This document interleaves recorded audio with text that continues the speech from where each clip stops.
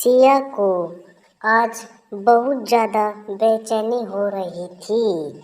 उसे समझ में नहीं आ रहा था कि आखिर वह अपने घर वालों को कैसे समझाए, उन्हें कैसे इस बात का यकीन दिलाए कि वह वाकई में करण से बहुत प्यार करती है और करण उससे, और सबसे बड़ी बात वह है फिलहाल किसी भी नए रिश्ते के लिए तैयार नहीं है। अभी उसे और पढ़ना है, पढ़ाई पूरी करनी है। वैसे भी ये उसके कॉलेज का आखिर साल है। इसके बाद उसे मॉडलिंग इंडस्ट्रीज में नाम बना के अपना सपना पूरा करना है।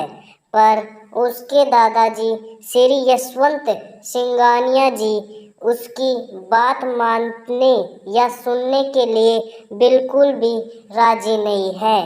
वो सिया के मॉडलिंग इंडस्ट्रीज में जाने की जिद से तंग आ चुके हैं और अब उन्होंने ये फैसला कर लिया है कि या तो सिया चुपचाप से अपना कॉलेज ख़त्म करे और उनका परफॉर्मेंस का फैमिली बिजनेस ज्वाइन करे, या फिर अब वो उसकी शादी कर देंगे।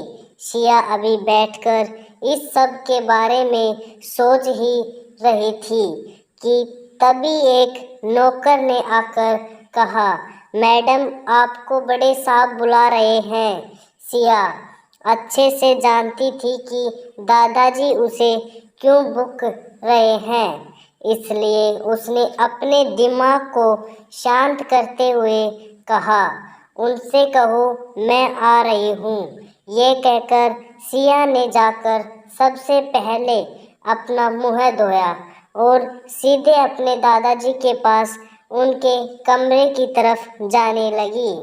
पर इस वक्त वह उसके तरफ ही आ रहे थे। उन्होंने गुस्सा होते हुए कहा, तुमने क्या कसम खा ली है कि तुम मेरी कोई भी बात नहीं मानोगी? मैं तुम्हें साफ तौर पर मना किया था कि तुम किसी मॉडलिंग इंडस्ट्रीज में नहीं जा रही हो। उसके बाद भी यह तुम्हारे लिए ये सारे लेटर पता नहीं किन किन एजेंसी से क्यों आ रहे हैं। सिया ने अखालते हुए कहा, वह दादाजी मैंने कुछ मॉडलिंग और कुछ एड एजेंसीज को अपनी फ़ोटो भेजी थी। उन लोगों ने शायद मेरी फ़ोटो देखी होगी और शायद उन्हें मेरी फ़ोटो पसंद आई होगी, इसलिए ये सब।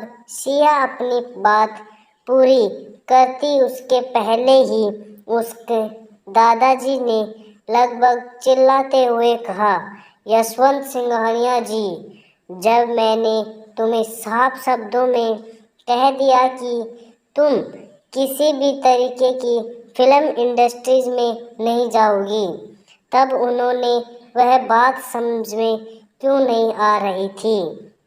तरीके के दिखावटी में नहीं जाती। सवालों का परिवार है, अगर कुछ करना है तो बस करो। ऐसे घटिया परफॉर्मेंस में क्या क्या होता है वो सब मुझसे बाबा, मुझे मेरी खराब करने के लिए मत मजबूर करो। धरना इस इंडस्ट्रीज के काम में बहुत अच्छे से आता है और समझता है। यह कार त्यावत सिंघानिया जी गुस्सा होकर उल्टे पर सिया के कमरे से बाहर गए और जाते जाते सिया के सामने उन सभी लेटेस्ट जमीन पर पटकते हुए कहे।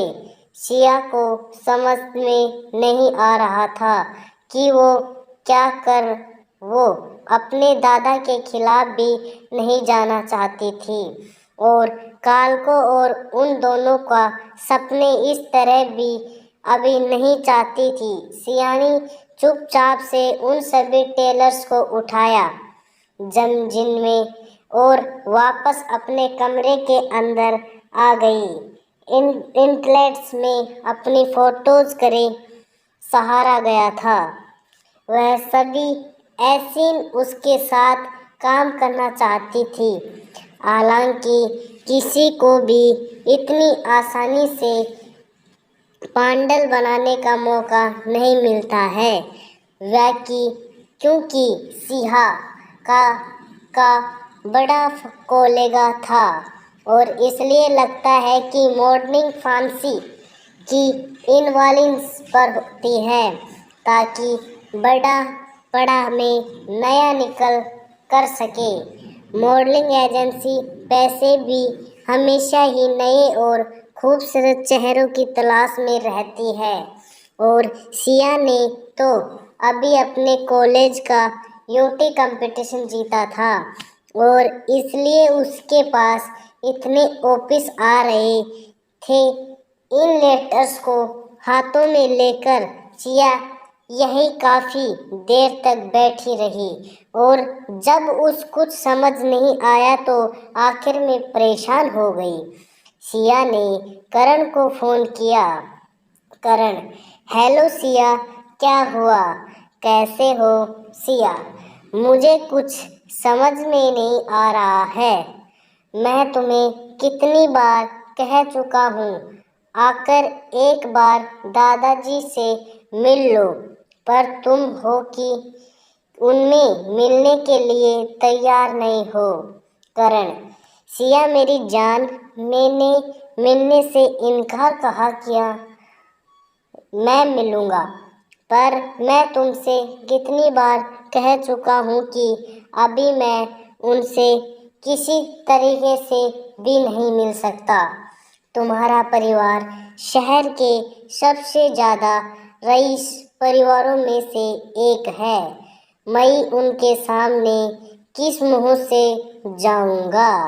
अभी मुझे अपनी एजेंसी सेट करनी है, पहले थोड़ा अपना नाम बनाना है।